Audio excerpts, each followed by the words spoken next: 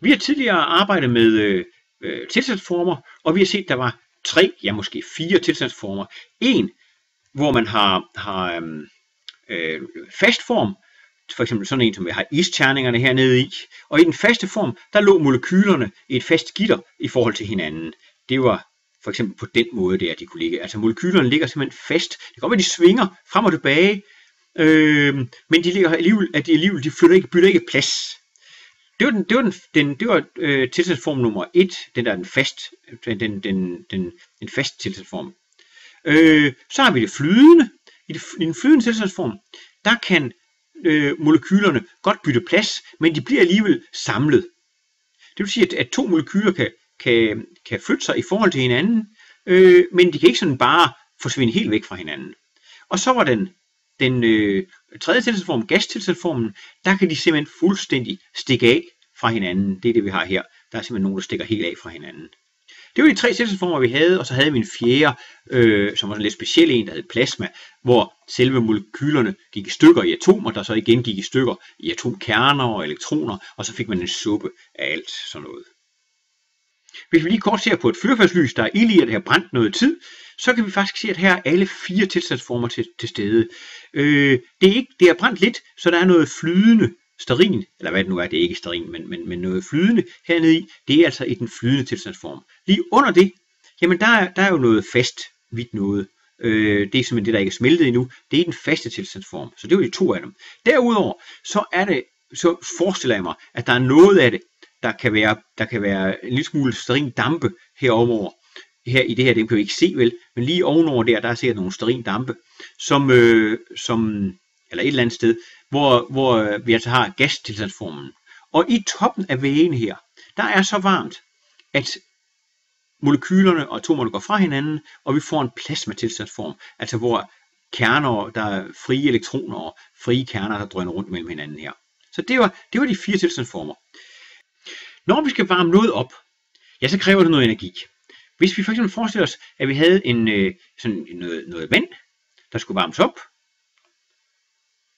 sådan for eksempel sådan her, lad os forestille, at vi har noget vand hernede, ikke, og så vi vil varme det op, jamen så kræver det energi at få den temperatur på det vand til at stige. Det er derfor, vi tilfører noget energi her. Så er spørgsmålet, jamen hvor meget energi skal vi tilføre? Jamen lad os sige, at vi får at varme 1 kilogram af vandet op, 1 grad, skal tilføre energimængde på omkring 4 energienheder. Den her energienhed, vi arbejder i her, er kilojoule, men det er ikke så vigtigt lige nu. Vi skal tilføre omkring 4 energienheder for at varme 1 kg vand op 1 grad. Jamen hvad så, hvis jeg opvarme 1 kg vand 2 grader? Ja, så skal jeg selvfølgelig bruge 2 gange omkring 4 energienheder. Skal jeg varme 1 kg op 3 grader? Ja, så skal jeg bruge 3 gange omkring 4 energienheder.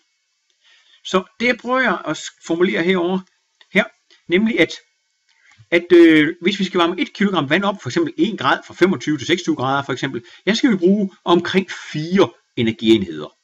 Og skal vi varme det 2 grader op, ja, så skal vi bruge 2 gange omkring 4 energienheder. Skal vi varme det 10 grader op? Husk nu er T bare et vist antal grader, vi ønsker at varme det op. Det kan være 1, 2, 3, 4 grader, ikke også? T, det kan være et eller andet antal grader. Ja, så skal jeg bruge 10 gange omkring 4 energienheder for at varme det op.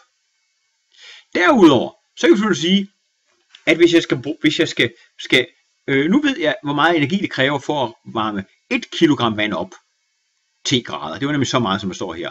Hvis jeg nu skal varme 2 kg op, ja, så skal jeg tage 2 gange den der. Hvis jeg kan varme 3 gange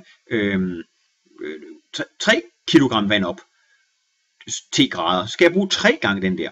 Og skal jeg varme m kilogram vand op 10 grader, ja, så skal jeg bruge m gange med det her oppe. Nemlig m gange 10 gange omkring 4.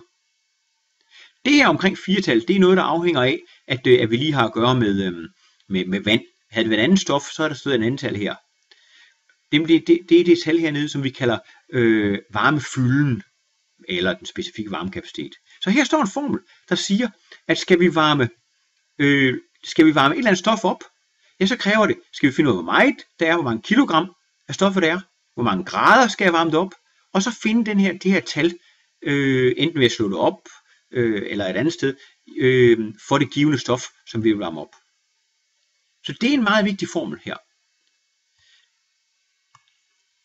Det næste, vi vil se på, det er at lige gå tilbage til billedet af den her lille tekande eller drink her. Der har vi nogle isterninger, og de er ved at smelte. Så vi har nu set på, hvordan kan jeg varme sådan noget op. Men på et tidspunkt, så for eksempel isterningen, den varmes op. Måske kommer den lige ud af fryseren, den på minus 18 grader, kommer ned i drinken der. Og så på et tidspunkt, så når den 0 grader og begynder at smelte. Lad os så se på, hvad der sker. Jamen, det der skete, det vil vi jo godt, det er, at man begynder at bryde nogle af de bånd, der ligger her omkring. At de brydes ikke sådan, de er helt væk, så de enkelte molekyler kan ikke bare stikke af, men de kan begynde at bytte plads. For at bryde sådan bånd, så kræves der noget energi. Simpelthen for at komme fra isen, og herover til der kræves noget energi. Og det viser sig, at der kræves omkring 300 enheder energi, for at bryde båndene for sådan noget is per kilogram. Det vil sige, har jeg 1 kilogram is, og gerne vil lave det om til 1 kilogram vand, uden at temperaturen ændrer sig. Det er kun et spørgsmål om at ændre molekylestrukturen af is til den der, hvor de kan sputte rundt mellem hinanden til molekylestrukturen af vand. Der kræver simpelthen omkring 300 energienheder per kilogram. Så hvis jeg har 1 kilogram, så kræves det altså 300 energienheder. Har jeg 2 kilogram, så kræver det 2 gange 300 enheder. Har jeg 3 kilogram, så kræver det 3 gange 300 enheder. Og, skal I se her, det er det, jeg prøver at sige hernede. Altså har det, at hvis det for eksempel kræver omkring 300, det er 334 energienheder, at bryde bindingerne i 1 kilogram is, ja, så kræver det 2 gange omkring 300, at bryde det i 2 kilogram is. Og hvis jeg ikke har 2 kilogram is, men har m kilogram is, så kræver det m gange omkring 300 energienheder for at bryde det. Så jeg har altså en formel hernede, der siger, hvor meget energi skal der bruges for at bryde bindingerne, altså for at smelte en vis mængde stof. Ja, det kræver, jeg skal finde ud af, hvor meget man har stoffet, og så gange med de der, hvis det er is, hvis det er vand, med at gøre, altså, så skal det være omkring 300, og ellers hvis det er et andet stof, så skal der være et andet tal, der står her. Det tal, der står her, det kalder vi smeltevarmen. Så vi har en formel, der siger, at energien, der skal bruges til at smelte det, til at bryde de bindinger, der gør, at nu kan molekylerne sputte rundt omkring hinanden, det er m, hvor meget, altså m, hvad er vægten, hvor mange kilogram af stoffet er der, og så det tal her, som man slår op, eller finder et andet sted, af, hvor meget energi skal der bruges for at smelte 1 kilogram af stoffet. Men vi har jo flere, der kan jo stadigvæk ske noget. Der kan nemlig ske det, at det skal fordampe også. Og det er jo det, vi ser her. Der fordamper det. Så kan man sige, jamen, hvor meget, hvis vand er ved 100 grader, hvor meget energi tager det at lave vand ved 100 grader om til damp ved 100 grader? Temperaturen ændrer sig ikke, men vi ændrer igen molekylstrukturen. Vi bryder bindingerne imellem vandmolekylerne, så nu kan de løbe væk fra hinanden alt i alt. Og det koster energi at bryde de her vandmolekyler. Derfor, og den mængde energi, det kræver for at bryde sådan nogle vandmolekyler, det er omkring 2000 energienheder per kilogram. Så hvis vi skal bryde 1 kilogram vand, altså, nu skal jeg lige se, hvad der skete. Det ved jeg ikke. Jeg stopper den lige. Så kommer den tilbage igen. Altså hvis man skal bryde hvis man skal få fordampe 1 kilogram vand, jamen så fra 1 kilogram vand, så kræver det omkring 2000 energienheder. Skal man fordampe 2 kilogram vand, ja, så kræver det omkring 2 gange 2000 energienheder. Og så fremdeles. Lad os gå tilbage til mit lille skriv her omkring det. Læg mærke til, at det er så meget der skal bruges for at fordampe 1 kilogram vand. Og skal jeg fordampe 2 kilogram vand, så skal jeg bruge det dobbelte. Altså 2 gange det her tal. Skal jeg fordampe m kilogram vand, ja, så skal jeg bruge m gange det tal der. Nu er det tal der specifikt for vand. Det er forskelligt for forskellige andre stoffer. Det kaldes fordampningsvarmen, og man kan igen slå det op i en bog eller på internettet eller et andet sted. Så den energi, der skal til for at fordampe m kilogram af et eller andet stof, kan man altså regne ud ved at sige m gange med fordampningsvarmen her. Jeg har samlet de vigtige formler, vi har her, nemlig at når man ikke skifter tilstandsform, det vil sige, når man sådan set bare går fra, at man er fast hele tiden, man hæver bare temperaturen, man ændrer ikke fra at være fast til at blive flydende, men man bliver i en tilstandsform, så bruger man den formel her. det er en ren opvarmningsform. Der ændrede man ikke tilstandsformen. Så den var massen gange temperaturstigningen gange varmefylden, og den her, den kunne man så enten regne ud eller slå op i en bog. Når man skifter tilstandsform, så bruger man en af de to hernede. Nemlig hvis man smelter noget, så går man jo fra et fast stof til et flydende stof, så bruger man den her. Og der har vi massen af stoffet, man ønsker at smelte, gange med det, vi kalder smeltevarmen. Og når man skal gå fra skal man fra noget flydende til en gasform, altså fordampe det, så bruger man den her form hernede, altså igen et skift i tilstandsform. Man skal vide, hvor meget af stoffet skal man fordampe, og så kan man gange med den konstant her, den specifikke materiale konstant, som hedder fordampningsvarmen. Så nu ved vi noget om, hvordan man varmer vand op, og hvordan energien er i det. Hvis man skal køle det ned, så sker det modsatte.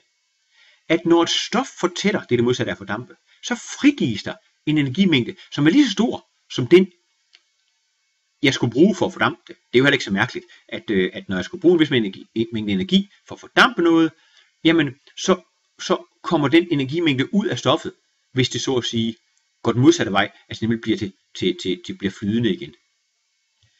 På samme måde, når en ting størkner, det betyder, at det er det modsatte af, at det smelter, så frigives der en energimængde, der svarer til den energimængde, der skulle bruges for at smelte det. Så.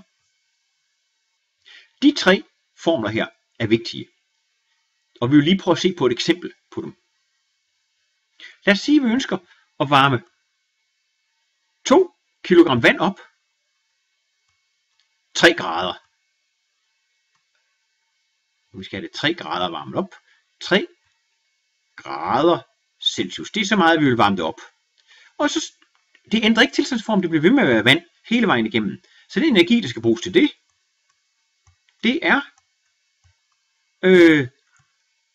2 kilogram gange med, hvor meget det skulle varmes op, 3, og så gange med den her konstant, som vi fandt som vi kunne slå op i en bog, for eksempel, der hed 4,186. Og det kan man regne ud, og så ved man, hvor meget energi der skal bruges for at bruge til at varme det her op med. Hvis man hvis vi har 2 kg is, og nu skal vi ikke varme det op mere, nu skal vi smelte det. Så er 2 kg is, der skal smeltes. Det er allerede ved 0 grader, vi skal bare have lavet tilstandsformen om.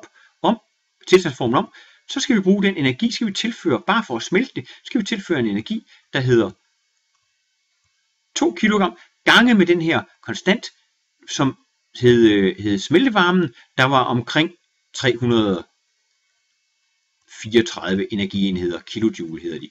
Og det kan man så regne ud, så ved vi, hvor meget energi, der skal tilføres for at bryde det. For at bryde de bånd, så nu er det flydende. Og når jeg varmer videre på mine 2 kg, og nu kommer det så op og skal fordampe, jamen så skal jeg regne ud på samme måde. Så skal jeg bare sige, er det 100 grader varmt vand, men det skal nu fordampe. Så skal vi, hvor meget energi skal der bruges for at fordampe de 100 grader, eller de 2 kg vand, så det bliver damp, vil laves om til damp. Også stadigvæk 100 grader, så skal jeg tage de 2 kg og gange det med den her specifikke konstant for vand, som var omkring 2257, tror jeg, energienheder. Så, og det var så meget energi, der skulle bruges. Nu kan vi altså regne ud sådan set, hvor meget energi skal der bruges for at varme vand op fra 25 grader til det koger. Og til det helt fuldstændig kogt væk, hvis der var 2 kg af det. Det kunne man regne ud. Men vi holder her.